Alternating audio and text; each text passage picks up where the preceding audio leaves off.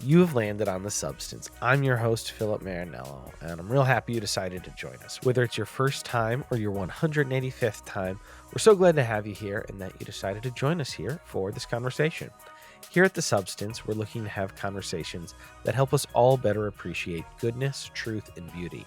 Previous guests include folks like David Gate, Stephanie Stalvey, Reverend Joseph Yu, Tyler Huckabee, Jamar Tisby, and multi-hyphenate artist Propaganda. We got a library of almost 200 excellent episodes. Check those out if you're new. Or if you're old, share them with a friend. That's always great. But today we have on a guy who, if you're in the orbit of our show and on social media, almost certainly do not need a introduction for Brian Recker, former pastor, now public theologian. It's an interesting world we live in, and the folks who are creating spiritually, I don't know if provocative is the right word, but like that are putting out work and content, even though I don't always love that word, around theology and ethics and beliefs and life. Yeah, a public theologian of the modern times.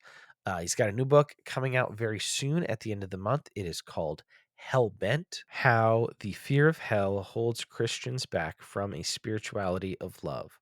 So it's all in the title right there. It is a provocative and worthwhile book, and we had a really wonderful conversation that I'm excited to share with you guys here. We would always ask that if you're not already, hit that follow button or subscribe. Or you don't have to pay to listen to the show if you're afraid of the word subscribe, whether it's follow or subscribe, whether you're on Apple, Spotify, Pocket Casts, whatever it is that you listen to. Following the show, it helps when they see more people follow, boosts the numbers. And if you're on Apple or Spotify or something that allows you to rate the show, 5-star button, we would love it if you hit that. And if you have a second and are listening on Apple, we'd invite you to write a sentence or two about what you like about the show. It helps us pop up in the algorithm more. If you think it's valuable, we would love that. Well, all right, let's get to my conversation with Brian. I do like to be, when possible, accessible to as many folks as I can. Also came from a super conservative place, but all that to say, like, a lot of different types of people listen to our show, but it's definitely more at this point. I mean, for the last several years, it's definitely more either progressive religious people or agnostic or irreligious people, because our brand really is just The Substance, kind of founded on the fundamentals like goodness, truth, and beauty. We cover a lot of art. We have authors, poets. We recently had David Gate on. Oh man, I love do it. cover a lot of movies. Like movies are just, for me personally and our audience, like that's the type of art that I really do love engaging with. But we do cover a lot of religious, or not a lot as much. We have never shied away from explicit religious conversation. When we started, there was more of that because we were more in those circles, but it really is just The Substance. So, but also feel free to be you, talk however you want. You don't need to censor yourself or whatever. We can say fuck. We can. Okay, just checking. The ghost of John MacArthur will not come out and take some points away. I just saw, speaking of movies, I just saw Splitsville last night, and it was so good. Okay. If you like movie, you should go see Splitsville. It was so funny. I didn't really have expectations. I didn't know much other than it was getting good reviews, and it. I mean, I cracked up. I'm divorced, so it's. I think if you have some those wounds, yeah, for sure, it like really hit. It was great. You see the commercial for the roses? A lot of my friends saw that, and I had a few of my friends just do a podcast on that. I did. I saw the commercial, and I was actually torn between the two. But Splitsville had better reviews. Well, 2 divorce movies. I mean, lucky me. Like, we're rolling in it. Which relationship turmoil comedy are we gonna watch next? It's like a new, it's the relationship genre. It's a new one. And honestly, there's been a lot of really interesting things in that sphere lately. But this one was good because it had a lot of Well, it just explored a lot of stuff in the zeitgeist. They talk at one point about child-centered divorce, which is something I've had to navigate, and I don't see much about that. Totally. Like you and your ex have a very unique dynamic that I really try not to be terminally online, but I genuinely don't see that often at all. It's crazy how underrepresented it is because divorce is like half of marriages end in divorce, but Extremely common, nobody yeah. nobody teaches you how to do it well. And the church, least of all. I mean, the church, it's like Yeah. sex. It's all abstinence, right? And It's so with don't. sex, Yeah. it's don't. That's their whole. It's just how to get divorced. Just don't. And same with sex. It's abstinence, abstinence, abstinence. They're not teaching about consent. They're not teaching about healthy, joyful, wholesome, like life giving, pleasurable. No orgasm gap sex.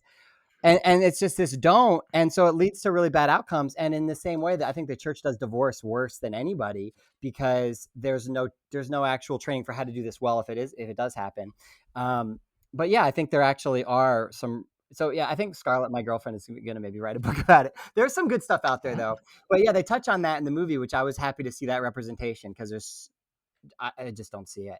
And then I thought they handled open marriages and polyamory in a much better way than a lot of movies or shows do, which it's usually either the brunt of a joke or it's like pushy about it. This was just really realistic and just funny. It was just really well written. No, it's That's on what I the think. radar. Like that genre is not maybe what I consume the most, or like stuff like a genre like that will not necessarily go to the top of my list, but it looked like it was done very well, and I like just about everybody involved, so it's on the watch list. I like good writing, but yeah, I'm with you. I'm not usually a rom-com guy. Well, anyway, this was a fun way into the I love conversation here. movies too, dude. I love movies. Well, I mean, it was a nice warm. It's always a nice warm intro when we're able to get into it naturally. Welcome, Brian, to the Substance. Appreciate you being here for our little podcast. Thanks for having me, Philip. So to start out, I was doing some research on you.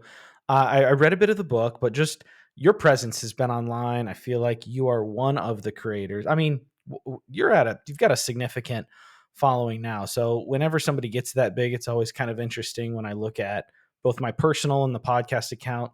There's hundreds of people that are overlapped, but been following you for a long time. And recently for this, just kind of looking into like your background, because you've been talking about it. I don't want to go over all the same stuff you've talked about for 5 different times, but for our audience, we'll go through some of it.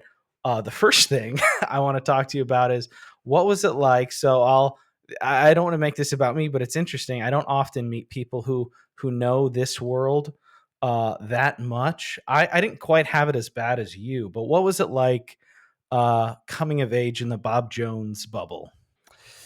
Well, it was all I knew, man. I was homeschooled fundamental Baptist pastor's kid. And so I was in the bubble my whole life. And that was just my world. And Bob Jones, actually, so I went to college. Bob Jones was a fundamentalist Christian college. By the time I got there, that actually felt um, very open, because I was used to being Oh my homeschooled, word. Well, I was just at home, so I was just happy to have friends.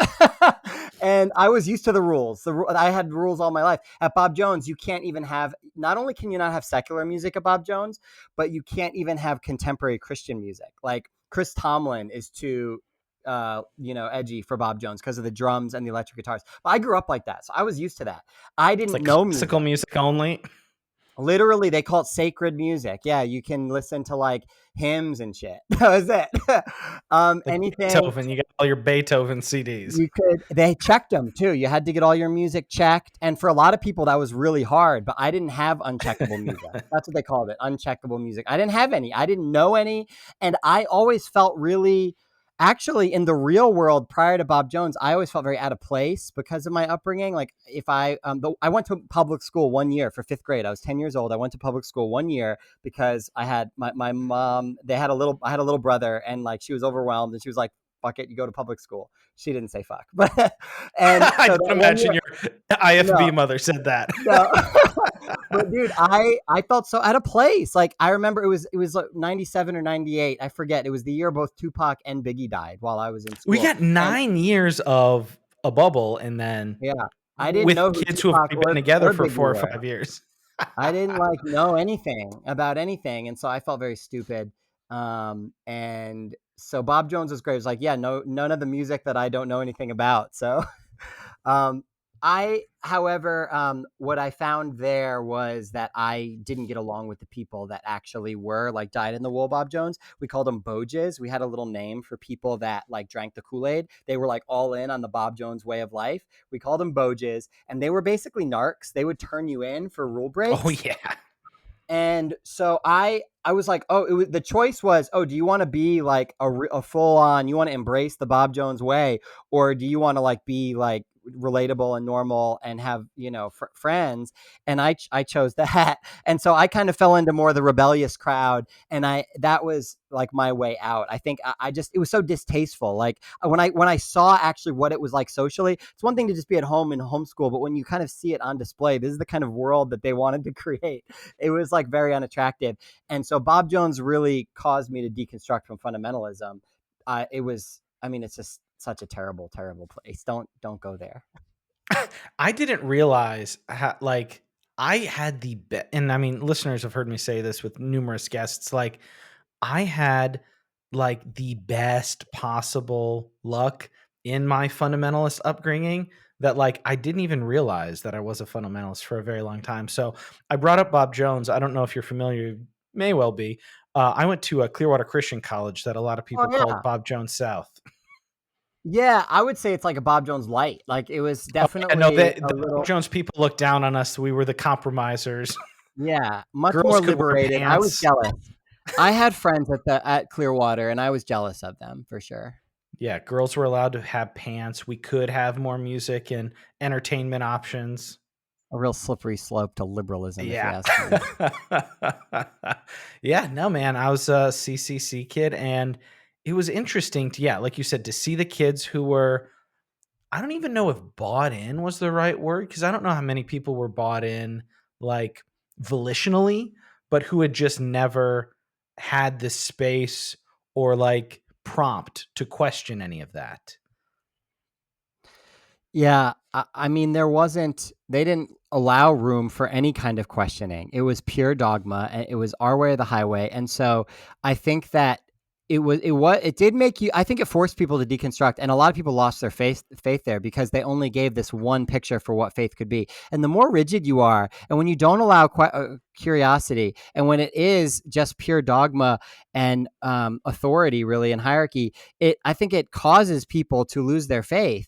Um, when you don't allow people to have freedom to explore, to ask questions, when there's no safety to wonder or even be wrong or be curious, when God's going to punish you for being curious, if that's your paradigm, then you have no choice but to take the whole thing apart. So a lot of people, I think, have one of the reasons I wanted to write this book, and there's a lot of reasons, but one of the things I hope to accomplish was some people, I think, deconstructed and they threw away Christianity completely because that was the Christianity that they learned.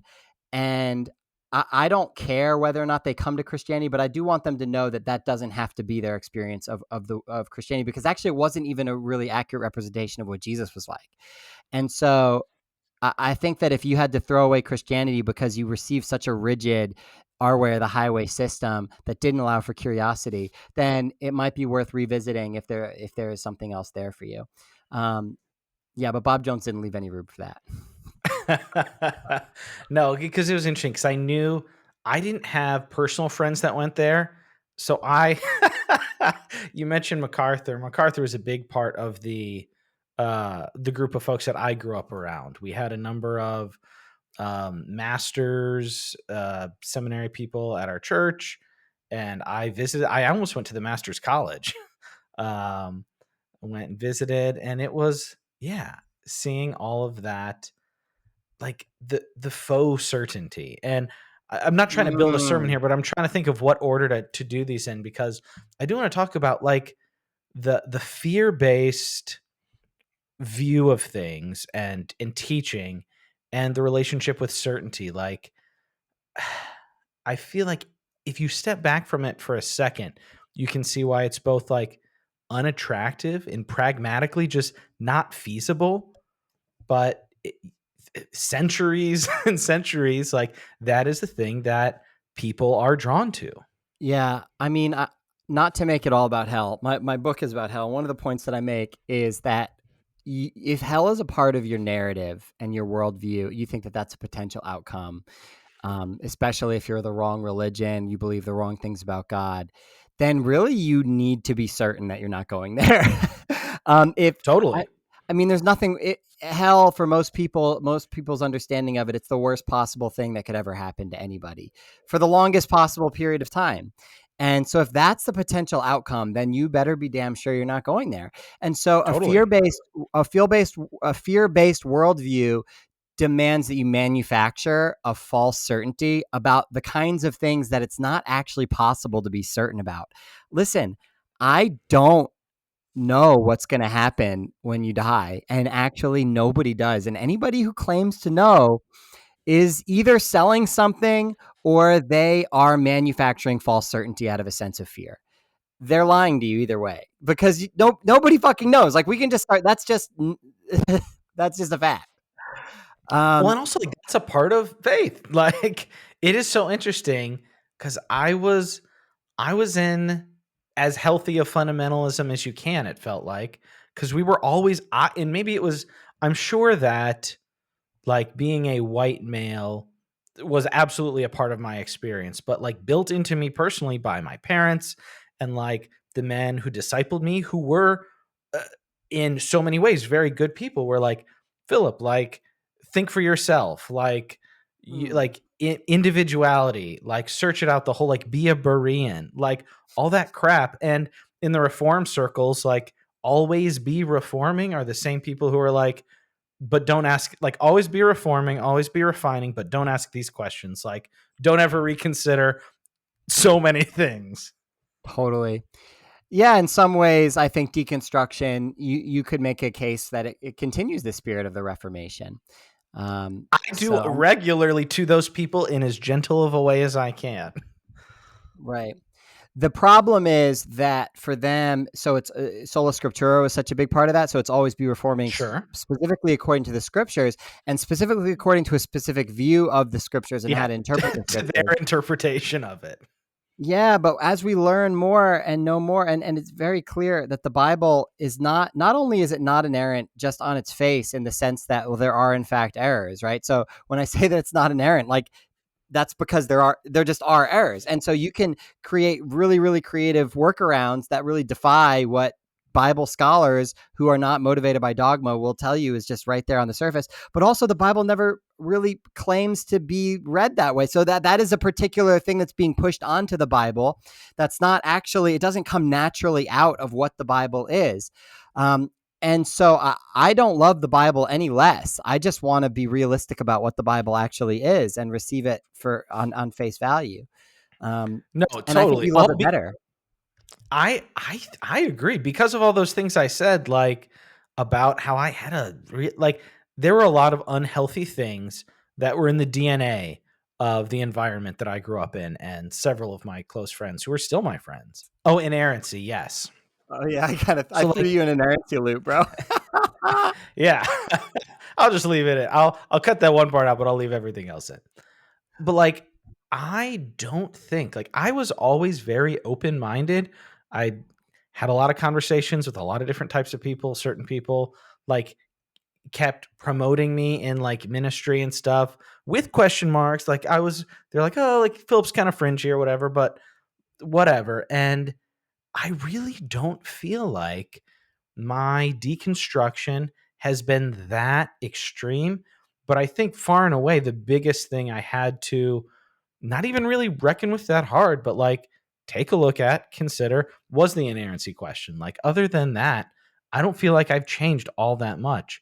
Um, I've heard you talk a lot on your platform and in various places about how, like, what do you call it? Like the moral crisis of evangelicalism and fundamentalism. And I want to talk a little bit about that. I don't want to make it all about politics and sociology, but Mm, 2015 to 2020 in particular, for I know a lot of our listeners, the people who we engage with that we hear from directly, like this was a time of reckoning that I don't feel like a lot of people who are in echo chambers or have their heads in their sand like fully understand. They're like, oh yeah, people are leaving, blah blah blah, but not really realizing how serious of those of us who take the words of Jesus and the life of Jesus seriously, the moral crisis that started about 10 years ago. Absolutely. The frame totally shattered for me. And it caused me to go beyond that and ask, what else are these people lying to me about? Because they told me, the same people who Totally. told me that Bill Clinton was disqualified for office because character counts, blah, blah, blah. Those same people are now excusing the Access Hollywood tapes and calling it locker room talk. It was a mask off moment for the movement of evangelicalism. And I had rose colored glasses on, but before that I was naive to the nature of the movement. And then I just couldn't unsee it anymore. And it was revealed, and that showed me other things, even like connected to the inerrancy question. It became very obvious that, that's just a tool to enforce their particular interpretations to keep us operating in their framework. So they'll come up with but it's ultimately about power. It's ultimately about control and hierarchy. And they'll use whatever beliefs that reinforce those particular power structures. And that just became incredibly clear when they lined up behind Donald Trump. The fact, I just saw him post today, from the official White House account, and it's like a worship song with all these people laying hands on President Trump, and it's like we're making God great again. This idea that he's the most Christian president who's ever lived. Some people really see it that way, and that tells me what their Christianity is, right? Because if he's the most Christian, and we just see who he is, he tells us who he is over and over again. Being in the Epstein files is just the tip of the iceberg. 30, 40 years ago, he was before 10 years ago, before he came down that elevator, he was a joke. Yes, this is a corrupt, debaucherous idiot. And we all knew that culturally. He still is. That's exactly who he is. But yes, he is willing to give Christians power. And so they're on board.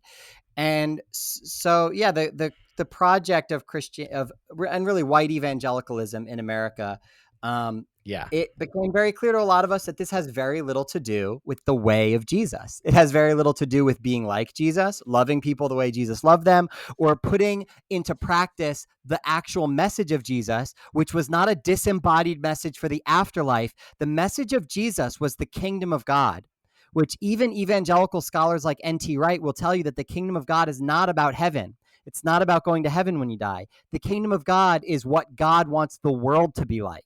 That is a message for this world, about the kind of world we're building, the kind of societies we create, what leads to human flourishing on earth as it is in heaven. That was what Jesus lived and died for, and that is not what white evangelicalism is about. And that became very clear to a lot of us. Even if you didn't have the language for it, you could feel it in your fucking bones when you just saw what was happening for a lot of us. And so a lot of us left the church, in a sense, following Jesus. In the sense that and maybe you didn't even feel that way. Maybe you left the church and you thought that you were leaving Jesus behind, but it was because of that unsettling feeling that God can't be okay with this. This can't be what religion is all about. There's nothing spiritual about this.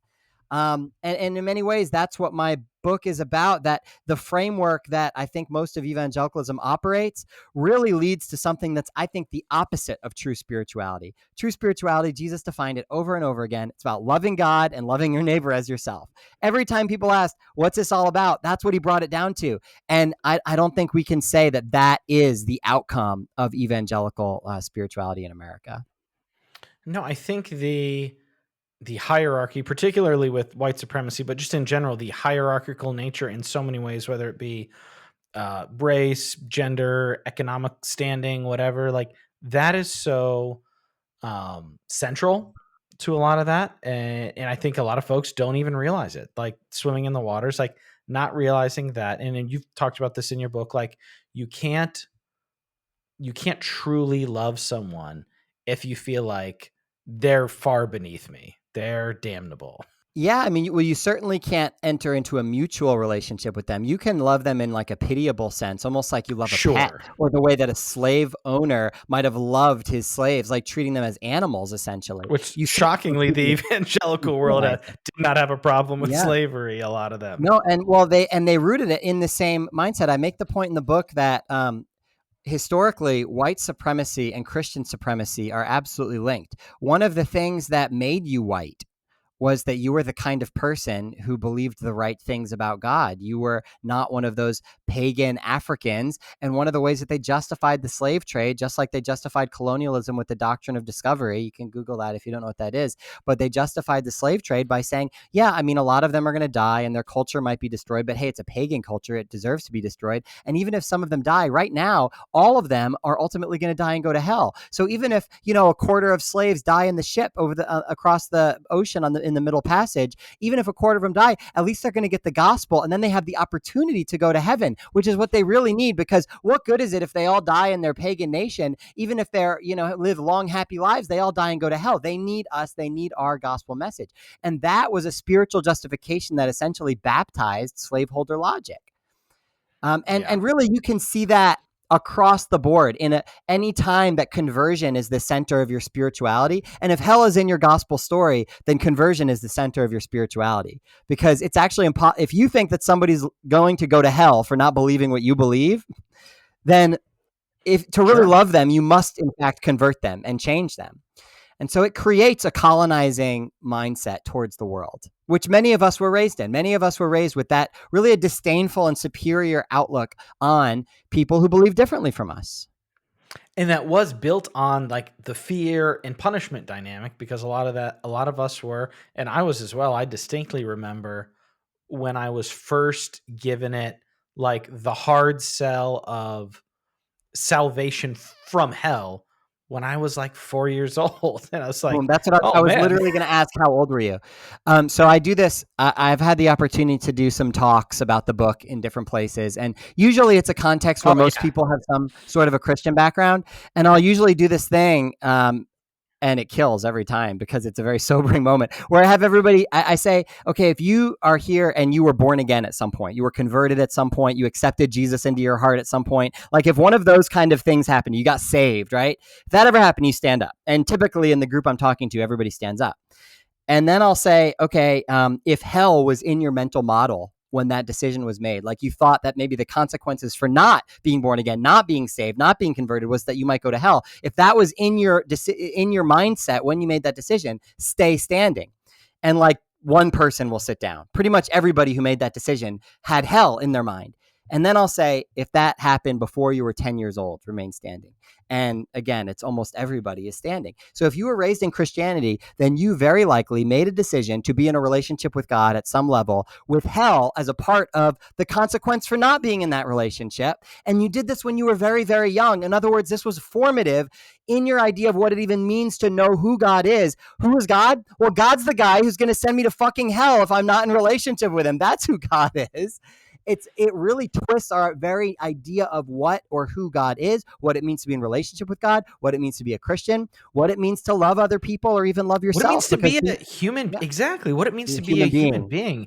There's so many like that we are reckoning with now, like whether it's either purity culture or the loneliness crisis or whatever. All of these things, I think, and so many more, stem from like the story that so many of us were told by the people who were like told us about our whole lives and told us about God and life, is that like at our core, we are bad and deserving of the worst. I mean, I grew up with eternal conscious torment. I don't know if all listeners will know that, but like the idea that hell will be literal, painful, and I will be forever cognizant of that forever and ever. Dude, how crazy was put in my brain at 4 years old by people who loved me. Even just say it out loud. Literally, guys, the official like doctrine of most Christian churches, not some. This is the preponderance. This is the majority of churches is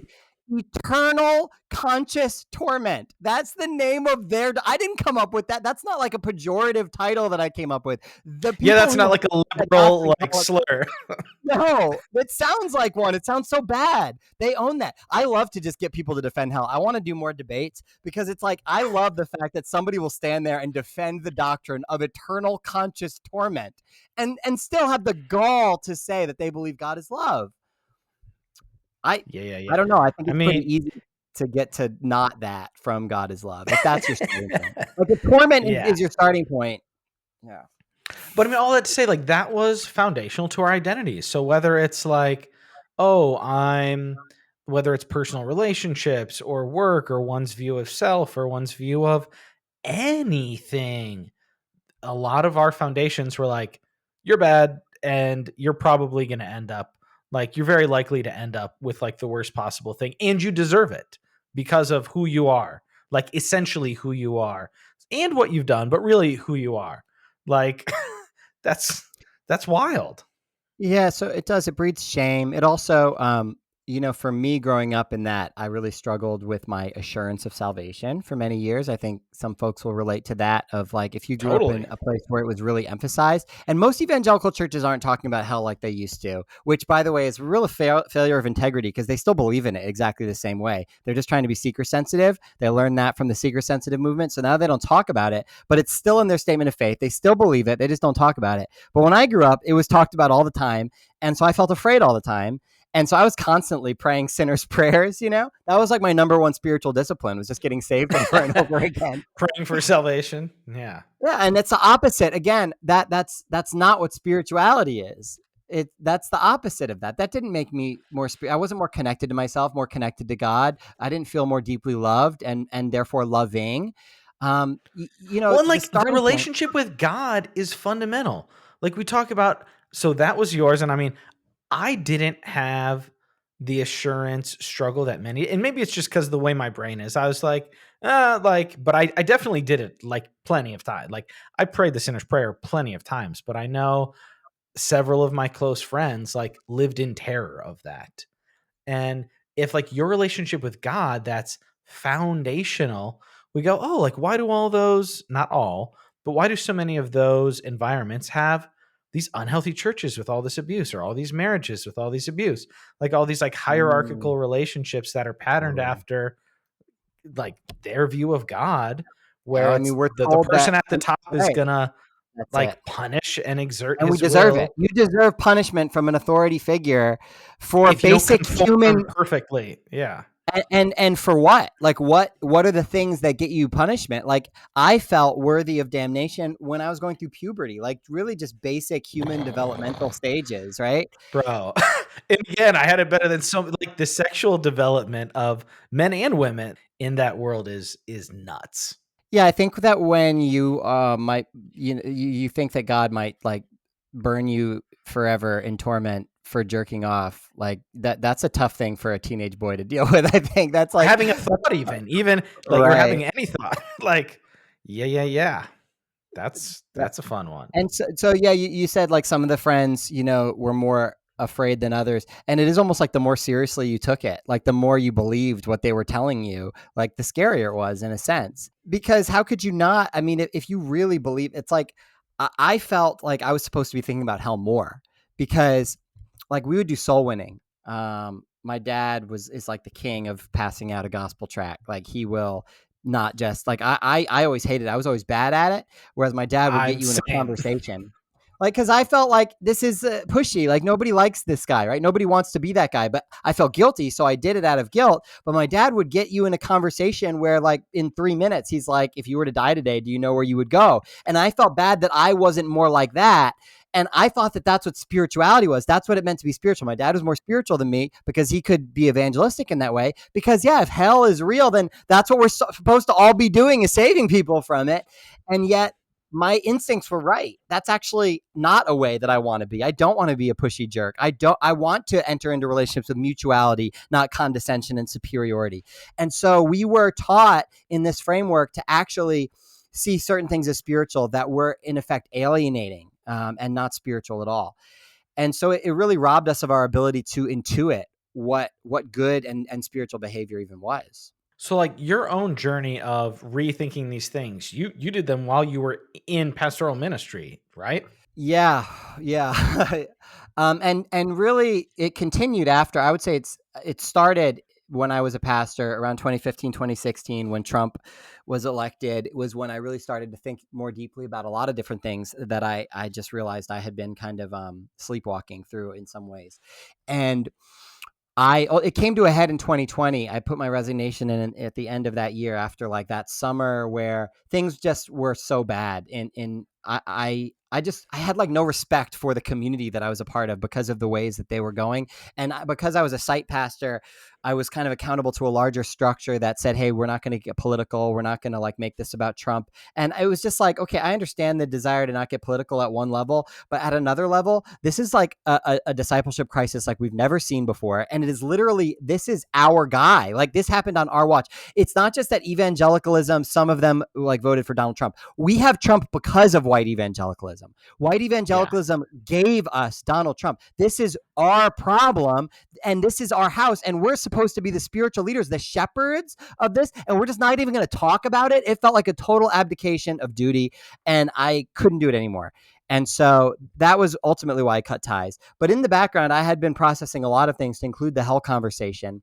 But once I was out from under the institutional pressure, I was able to, I think, be even more honest about where I already had arrived. But I was able to just kind of say it out loud and be more true to myself.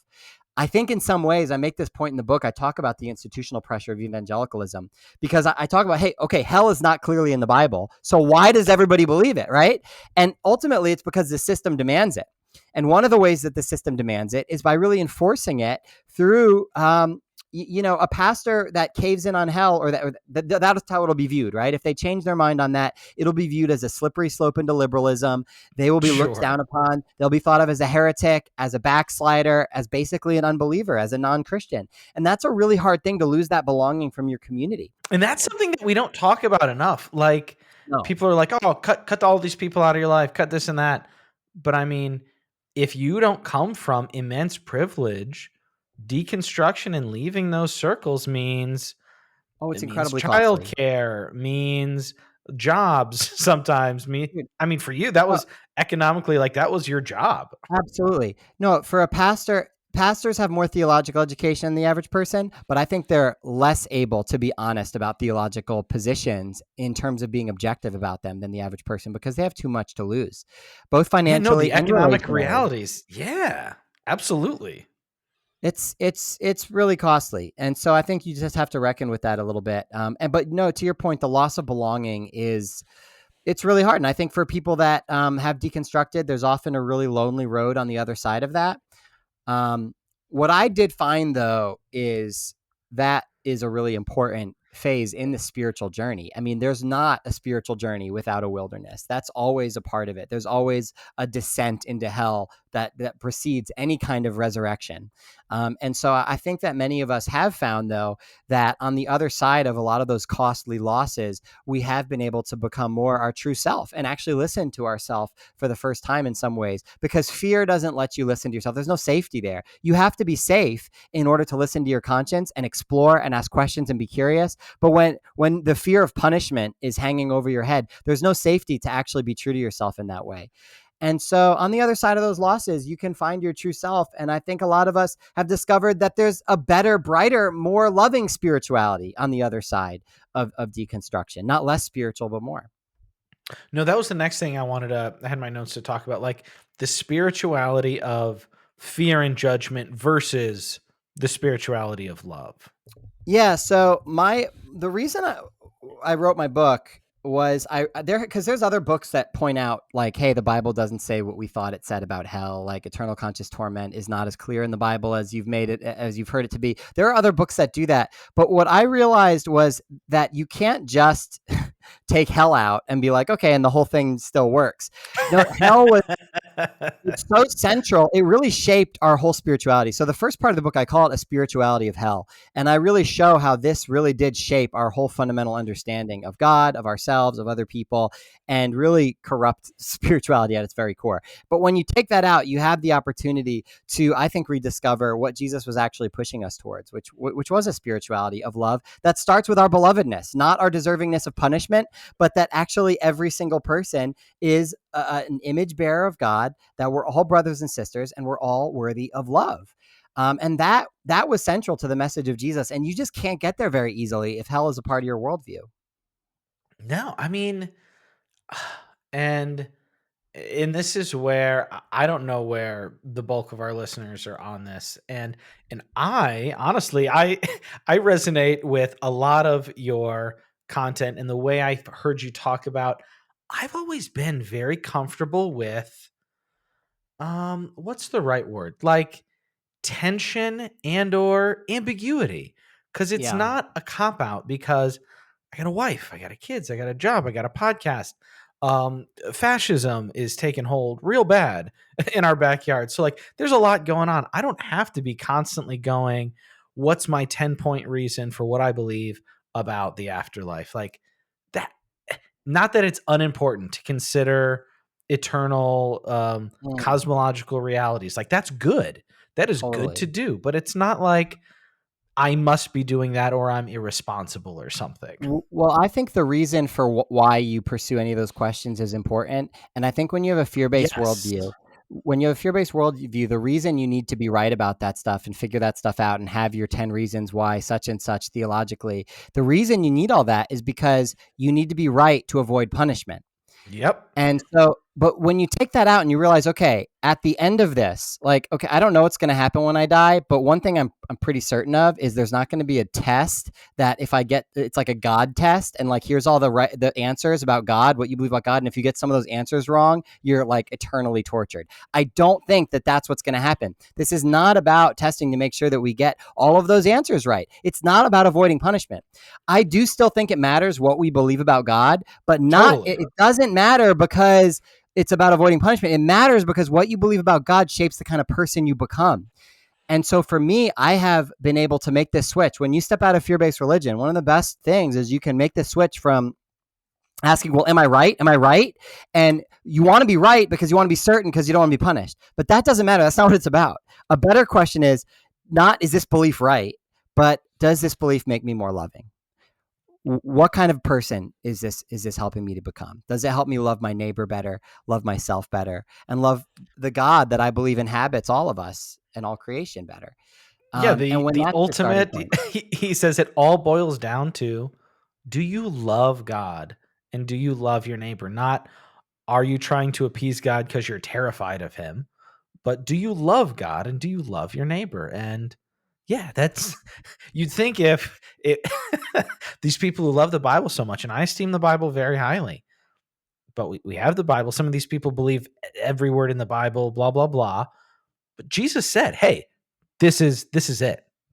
Love God, love others. And somehow that still gets twisted to, well, we love others by being so freaking right and beating them up when they're wrong. Well, That's how we if love. hell is a part of your worldview, then the most loving thing that you can do is save somebody from going there. So it actually twists the very nature of love. Totally. And so that means that when parents don't go to their kid's wedding because their kid came out as gay and is getting gay married, and they'll literally tell them. I've had people crying to me, asking me, Yeah. how can my parents tell me that they love me in the same conversation where they say they're not coming to my wedding?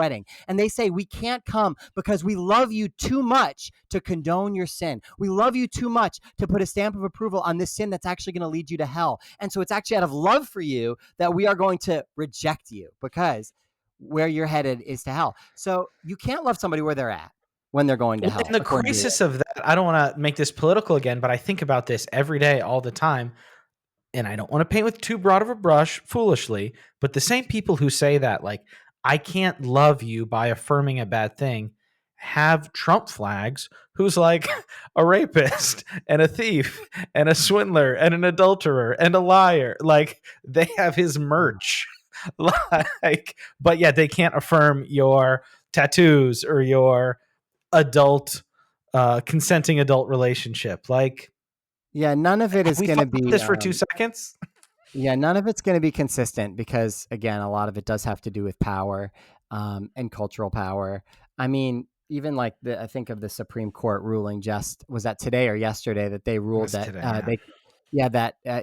you can discriminate by race. That ICE can discriminate by race. Like, so they have different rules for different people because they have a particular world that they want, and ultimately they don't want to admit that. But it's very clear that most of American Christianity is more a cultural project for domination than it is any kind of attempt at a spirituality of love. This is crazy. This might be a little off, and we can maybe talk about this more off air. I don't want to get crazy explicit, but I hear you a lot talk about like some of the manosphere folks. I don't know if this guy who I'm thinking of is still in there because I blocked him, but I know him personally. He was a significant character in that world with conferences and books and all that. And as things were getting terribly heated in, like, I don't know, the 20 the late 20 teens, early 2020s, I sat down with him in someone's home and he looked me in the eye and I was like, help me understand. Like, he was one of those like masculine men kind of guys, and I was like, help me understand. And I don't know if he realized what he was saying, but literally, white guy, and he's like, yeah, like, I'm concerned about the future for like my white sons. And I was like, Mm. He gave did you the anybody 14 else words. hear that? I was like, really? It's Wow. just about white supremacy and like patriarchy? Like, that's it? Yeah, that's saying the quiet part out loud. I don't think most people are actually cognizantly aware of that, or maybe that's just me wanting to like believe the It best was about people. stunning. I don't think a lot of people are, and I don't even think he was, because like the way some of the stuff that came up, I was like, "Are you saying this?" And he's like, "Well, yeah. Like, what? Don't we all want to protect blah blah blah?" And I was like, "What? What are we doing here?" Yeah, that's sad, man. And yeah, my heart does break. I mean, these are people I love. You know, these are my parents are still caught up in this, and I left that church not I'm not angry at those people. I love them. And so I try to still be invitational, and I tried to write the book. I really hope evangelicals read my book. I hope they wrestle with it. I don't think they will because, I think of like Rob Bell about 10 years ago wrote a book about hell called Love Wins. And John Piper, famous evangelical preacher, tweeted farewell Rob Bell. And that was like a signal like this guy's out because he's questioning hell. So he's out. And that's what they do. They gatekeep. And so it'll probably not fall into the hands of the people who need it most. But I try in my content to still be invitational because it breaks my heart. The reality is that we're not free till we're all free. And I do believe in restoration for victim and perpetrator alike. I believe in a restoring God. That's what I think God does. I don't think God's a punisher. I think God's a healer. I think God longs to see reconciliation between all of those people. And, yeah, I don't even want the white supremacists to go to hell. I want them to be saved. I want the scales to fall off their eyes, the scales of hate and fear and supremacy and separation. I want them to recognize that we're all in this together.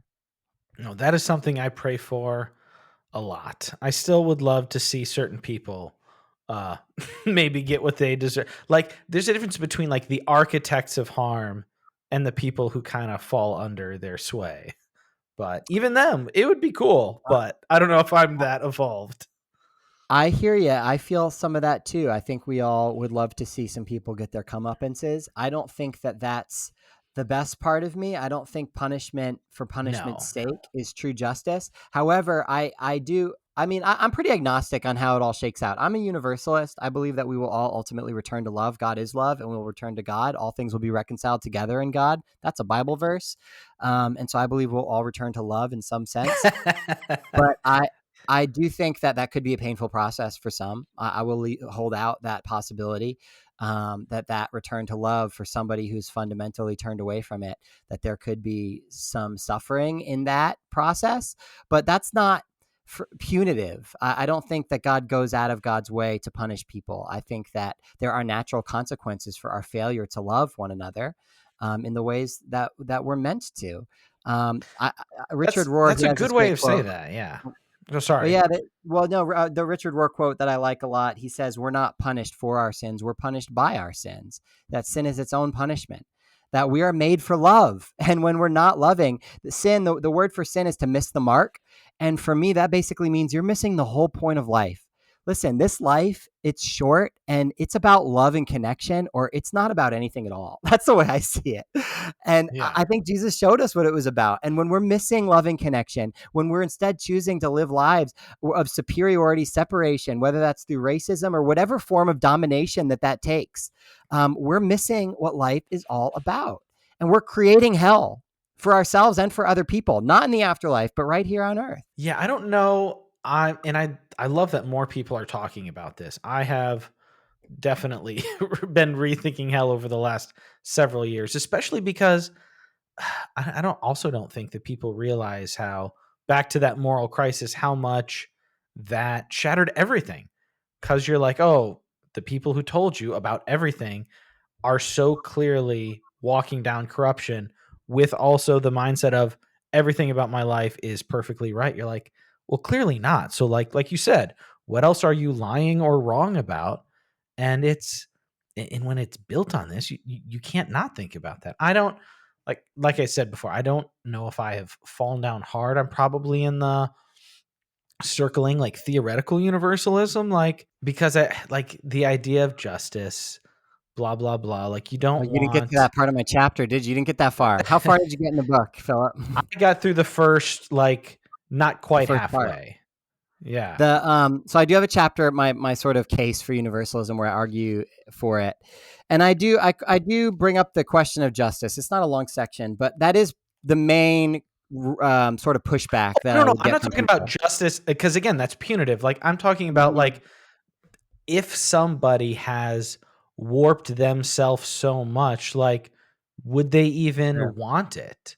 Like if Right. being aligned with God is being attuned to love, and it's not like about the mortal and venal sins or whatever, but if who you are, if you have warped yourself, like can you fit back there at some point? And we do believe in a God of reconciliation, so I'm sure it's possible. And so like if you look at the like yeah, there's plenty Totally. of people who have lived horrific lives who have come to love at Yeah. some point. And I mean, I think that if you scroll back, like, I don't know, I always think about hurting people hurt people, right? And so when someone has been so warped, I do wonder, like, what lies they believe that got them there, and when, like, what truths would set them free, what love would set them free, what healing and wholeness would actually get them out of there. Because I mean, I do think that all of us, very few people think they're the bad guys. Like even people that do Sure. horrible things typically think that they're the good guys.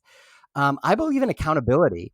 Accountability is a part of justice. I believe reconciliation is a part of justice. I just don't believe in punishment for purely punitive sake.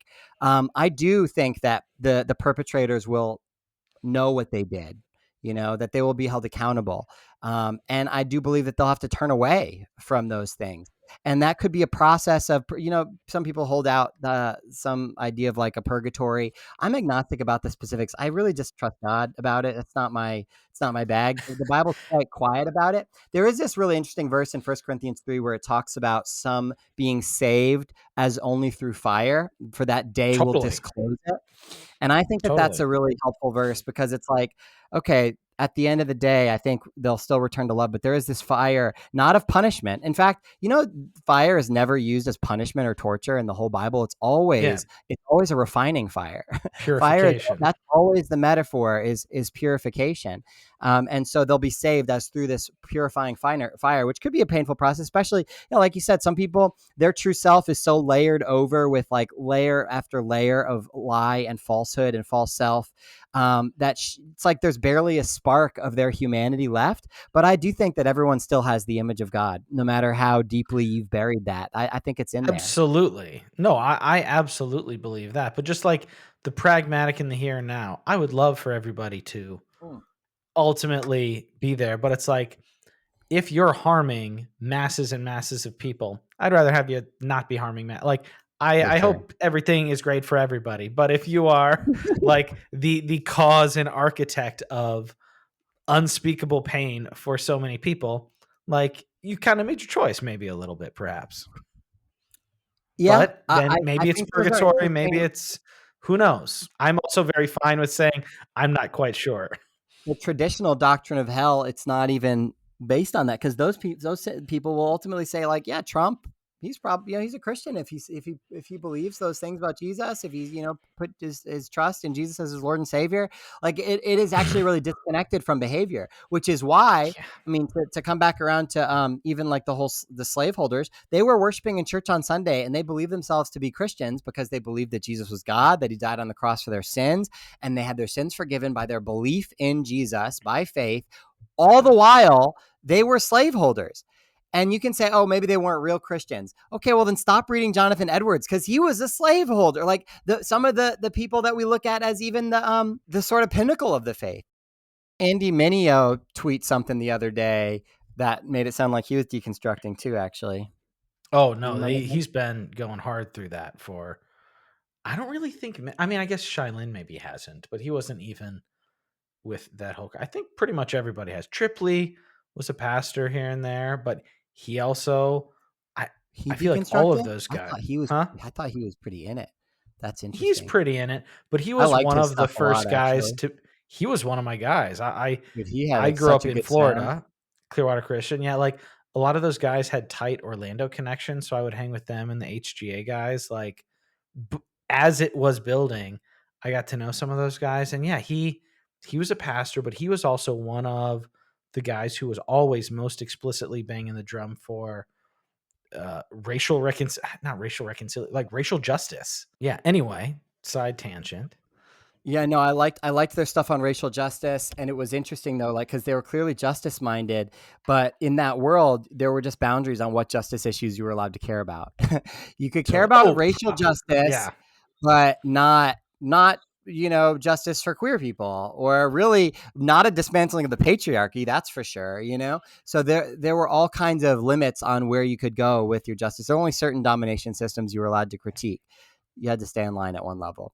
And so, yeah, it's cool to see that a lot of those people have broken free from that. Yeah, no, you should bookmark Precious Puritans and check that out afterwards. I think yeah, but no, I remember just the tension that created, and it was just saying like just what you said.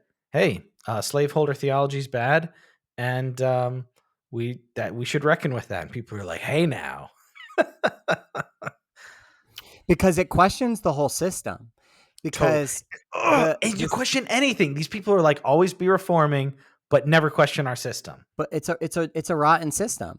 It is. It's when salvation is guaranteed by doctrinal assent and belief, and ultimately when when it's about the afterlife. So it's about where you go when you die, as opposed to really how you live.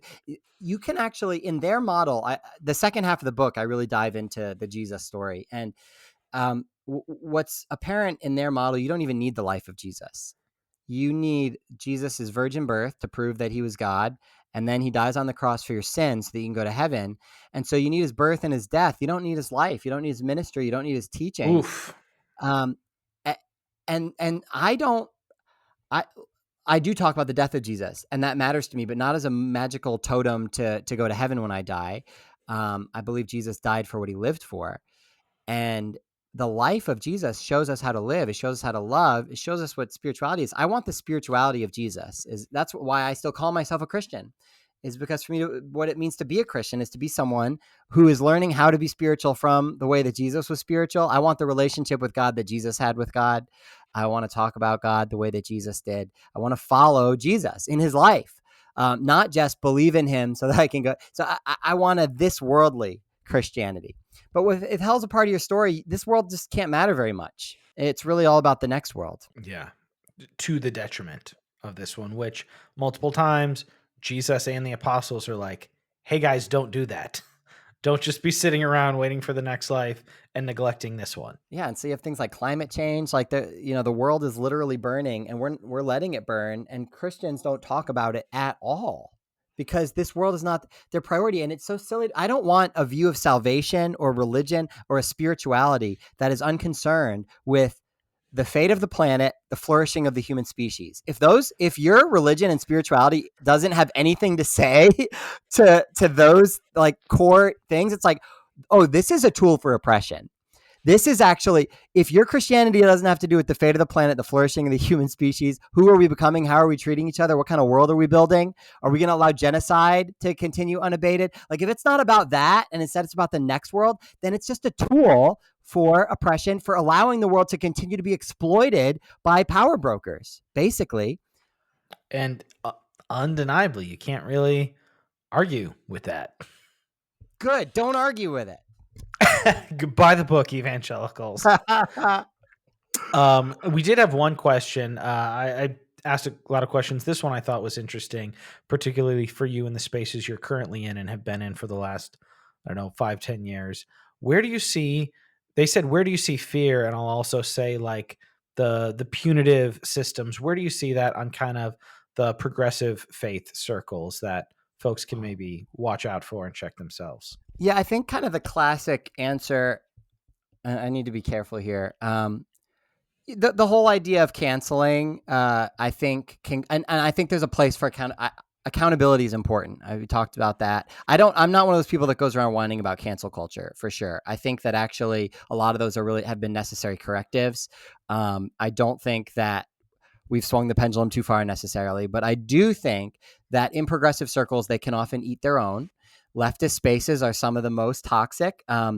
Because there are often these like purity codes, and unless you agree on every issue, and it's almost as rigid as some of the dogmatic fundamentalism in conservative Christianity. Oh, you're good on these ones, but you don't have the exact same position as me on either healthcare, foreign policy, or whatever the case. And really to try to destroy people or, ruin people's careers and be punitive in that way, I think that can be unhelpful. I do think, again, accountability is important, and it's okay to argue these things out.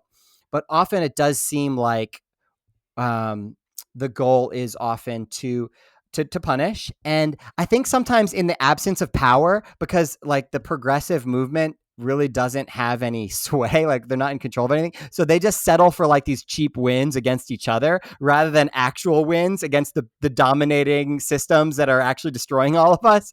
It's like, I don't take pot shots. And so even though there are other creators that maybe talk about things in a different way than me or approach things differently than me, and I know I'll approach things in a different way than other people, I try to be really open-hearted towards people when I feel like we're generally on the same team. I try to like people's stuff and just like keep that my heart pure. Like, especially if I feel like a twinge of like, oh, I don't like the way you do, because I think we can easily give into that pettiness. And I can see a lot of that pettiness and infighting in progressive spaces. I do hear from white men often, because as a straight white guy, I have other straight white guy friends, and there can be a sense of like fear of like, oh, I'm going to get canceled for being straight and white. I don't think that tends to be as big of a problem. I think as long as you are acknowledging your privilege, and acknowledging the way that most of the platforms have historically been built for people that look like me, and I want to constantly be acknowledging that and doing the work. I think if you're doing the work, you know, people tend to be gracious. But no, I do think that that's probably what they're referring to even in that question, is that punitiveness that can manifest in progressive spaces. Yeah, because I mean, that the nature of wanting to be certain and elevating oneself maybe over others to feel good, like that's not a uniquely right wing or evangelical or fundamentalist. I mean, fundamentalism, I guess, it's not a uniquely Christian or evangelical impulse. No, it is rooted in fear, though. I think especially, I think it's exacerbated by our capitalist system that all of us are scrapping to survive as it is. Many of us are living paycheck to paycheck. And when our livelihoods are threatened in some way, when we feel like, oh, I might get canceled, I might lose everything, I'm not going to be able to send my kids to college, scarcity mindset kicks in. We don't trust one another. We don't have strong communities where we have strong safety nets. I think when there's no safety, we give into fear. And a lot of us don't have the safety of community. We don't experience deep belonging. We don't feel held by our communities. And so we end up resorting to punishing one another out of a sense of trying to scrap by. But I do think that's like operating out of a basic fear mindset rather than a pure sense of my belovedness and the belovedness of everybody else, and that we're all actually brothers and sisters. To me, the point is not winning. Like we are family. Like I want to land there. I want us to land in a place of true reconciliation, which is kinship. That's what Martin Luther King talked about, the beloved community. And he was always talking about how unless we learn to see each other as brothers and sisters, we're just going to keep eating each other alive. And that's just a really simple spiritual point. But I do think a lot of our issues come down to that. And that's, we're prone in progressive spaces as well to falling into that issue of not seeing my connectedness with my brother and sister, and rather seeing us in competition with one another. And in these hierarchies of capitalism that stratify us and put us in competition with each other, it's really easy to see us as constantly in need to scrap for our survival. And to let that go and embrace our belovedness and our belonging with one another, I think is the work of spirituality. I love that. That is a perfect bow, I feel like, on this part. I think that's exactly it. Couple things here before that. We do have one segment, substance shoutouts, where we talk about watching, listening, reading to what we've been enjoying to recommend to the audience. But it is fall coming up, and I hear and seeing from your feed, I hear that you're you're big into men's fashion. What kind of men's fashion tips do you have for folks as we come into the autumn season? If you haven't already ditched your skinny jeans, brothers, it's time. Okay, it was time the best time to get rid of your skinny jeans was 2 years ago. The second best time was last year, but the third best time is now. You don't have to go super wide, but at least a nice straight leg. So as we ditch the shorts and put jeans on, don't grab the old skinnies from last year. Get a new pair of straight or slightly wider leg jeans. You don't need it anymore. I mean, I remember back when they were first introduced and you're like, oh, this is crazy. They're going to be so uncomfortable. And then we all did it because it was the fashion. Well, they're gone again, and good riddance. So it's time to let them go. Totally. I think that's number one. I mean, we could go deeper, but I think that's baseline. Like, I was also told you're a big footwear guy. am I? No, I was just making fun of Hey Dudes online today. So yeah, if you've got Hey Dudes, yeah, listen, actually some people, I'm usually so political that when I said something bad about Hey Dudes, somebody's like, wait, what's wrong with Hey Dudes? Like, is there like a political thing? I was like, I just think they're ugly as shit. Like, that's just my opinion, man. Like, it's not a moral issue. They could be an evil company. I don't know. I'd have to look into it. But they're an aesthetically evil company. Yeah, I'm sure they're very comfortable. I don't care. You'd have to, like, if you know, if I'm ever wearing Hey Dudes, like something's horribly wrong. I've been kidnapped. I've been brainwashed. I've been replaced with AI. Something's gone on. There you go. All right. Well, that's good. No, I've. Okay. So, substance shoutouts, Brian. What have you been reading, watching, listening to, engaging with that you've either found edifying or enjoyable? It can be something where you're like, this is something of great value, a piece of art, music, whatever that I love, or man, just in the times we're living in, this has just brought me some joy. Well, I don't know if it's going to be in there because it was when we first started talking. I just saw Splitsville, the movie, yesterday, and I loved it. It's a divorce rom-com, it's kind of an anti-rom-com, super realistic about relationships, incredibly funny, and also just really humanizing things like divorce and co-parenting, stuff that I just don't see that much in media. So I found that really refreshing, and also, like I said, just super fucking funny.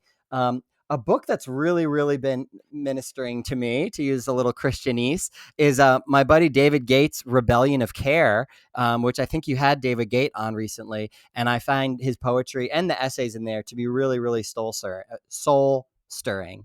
So that's a bit more of a kind of an enriching answer. What an incredible book. His section on spirituality or whatever his essay was amazing.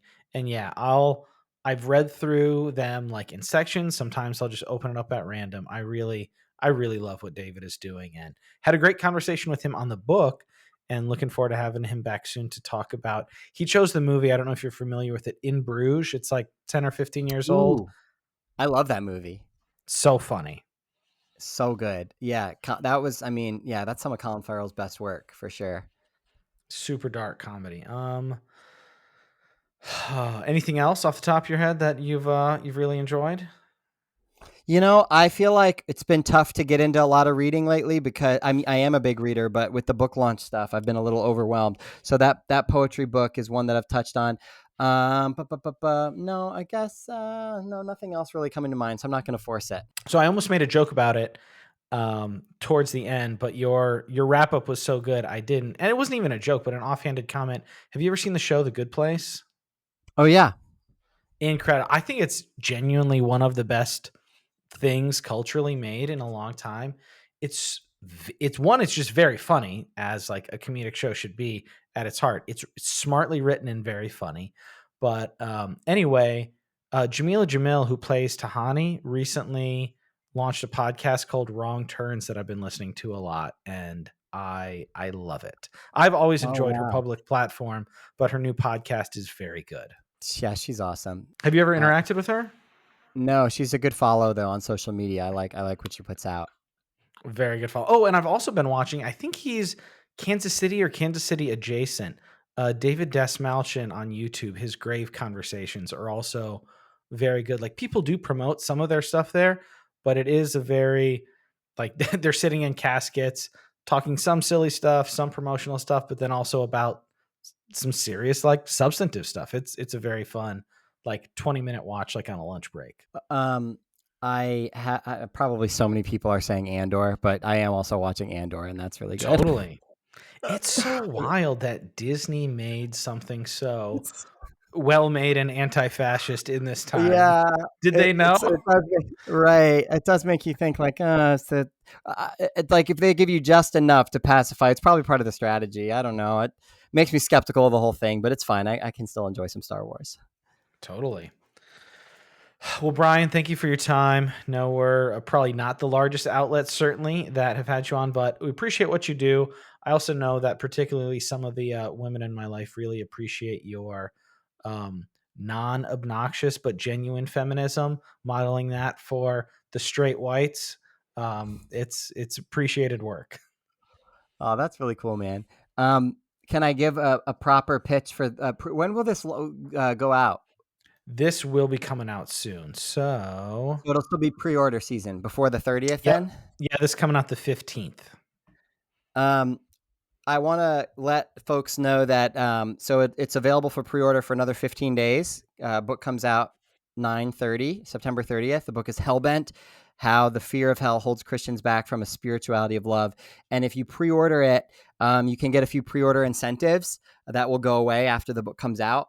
And those are available at my link in my bio, my Instagram bio. You can download those incentives. You just show your pre-order receipt, and it's an essay that is the 5 things I would tell myself when I first started deconstructing, which is a personal essay I wrote, and then a cheat sheet also that you can download that gives basically a quick guide to better ways to read the 5 most fear-mongering hell texts in the Bible. So like the passages that the most fire and brimstone passages, and where you're like, oh man, I thought you said hell wasn't in the Bible. That sounds like hell. Well, here's actually maybe a reframe based on the context, based on what's actually going on in the passage and that sort of thing.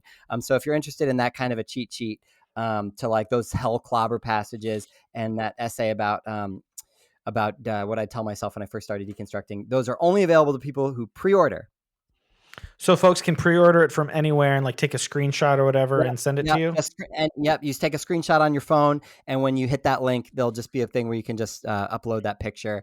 Doesn't have to be a fancy picture. It can, if you bought it hard copy, you can take a picture of a receipt, screenshot on phone, anything, any buy it anywhere. Yeah, and Nice. yeah, We always like pre-orders are to super helpful. I was yeah, gonna say totally, pre-orders especially are just first super time helpful book, for first first time book, authors. right? Yeah, yeah. Yeah, no, we'll be putting the thrift books link in the show notes, but also highly encouraging people to pre-order from their local booksellers if possible. But if you got to go, we get it. We're living in the real world. Amazon is ubiquitous and fairly priced. So if you gotta get that pre-order in and send it in to Brian. Thanks, Phil.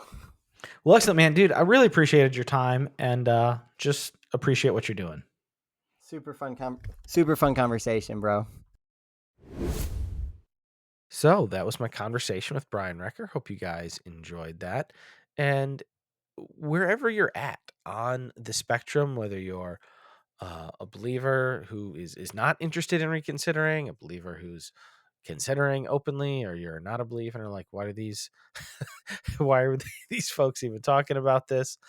I hope that there was some value in there. And if you have thoughts that you want to share with us, you can either send an email or record a voice note on your phone and email that to thesubstancepod@gmail.com. We love hearing from you guys. And if you have a voice note you want to send, we'd say try to keep it around 90 seconds or so. And we'll try to play those on the show. You can also let us know about future guests or topics you'd like, whether it's a regular substance episode or a substantive cinema. I mean, Brian's a real movie guy. I'm saying, hey, maybe in the future, if you ever want to do a substantive cinema episode, that could be an interesting conversation there. The very best way to support the substance is by listening and telling other people about it. Share the show, text your friends, message your friends, Slack or Discord your friends, share it on social media, repost it, reshare it, whatever it is. If you tag us in it, we will either share it or engage with you. We appreciate everybody who does that. And if you have a couple bucks and want to help us out that way, that's always great. But times are hard. Not trying to give anybody a hard sell. But if you're on Cash App, have a couple bucks you want to send our way, you can do that at $ the substance pod. It helps us with our hosting fees. And then when we mail like books and movies and stuff out to people, it's always appreciated. So got a couple bucks, want to send us our way, that is $ the substance pod on Cash App. Next week we'll be back with a substantive cinema episode on Martin Scorsese's underrated and massively underseen film New York, New York, the movie he made in between Taxi Driver and Raging Bull that almost nobody ever talks about. So the fine folks at Imprint put out an incredible Blu-ray edition, and we'll be joined by IndieWire contributor Jim Hemphill. He has a wonderful article about the movie if you want to check it out ahead of time. I don't know if the movie is streaming anywhere traditionally, but I know that it's on Daily Motion, I believe, for free, and that's a legit site, I'm pretty sure. But I'll see if there's a way for folks to find that easily.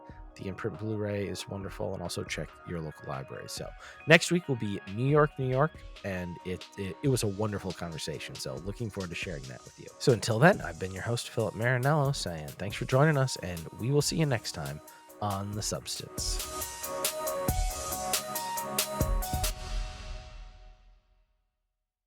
I read a portion of the book, but then a couple days ago, I don't know if I accidentally deleted it in a purge, but I was going out of my mind searching your name, searching the book's name, searching the publisher's name. Sounds like a demonic attack to me. I'm like, where did it go? I think either it was either Satan himself or possibly the evangelical industrial complex got onto your hard drive and deleted it. Well, that's going to be the B-roll there. That is perfect. The ghost of John MacArthur, perhaps. Oh boy.